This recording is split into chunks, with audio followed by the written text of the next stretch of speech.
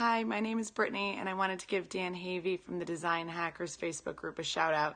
He was incredibly helpful last week when I had an issue in ClickFunnels. I posted a question in the Design Hackers Facebook group, and he was the first person to respond with a solution, and I wasn't quite understanding what he was saying, and so he offered to even get on a call with me, and I shared my screen and we troubleshooted the issue, and he explained it in depth. Not only did he explain it, but he gave me some great suggestions to help to prevent having the issue in the future.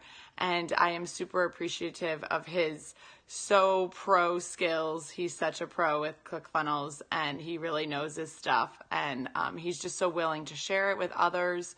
And I really appreciate his help, and I wanted to share this video for others to learn from him and to be able to use him as an awesome resource because he's really great. So thank you so much, Dan. I really appreciate your help.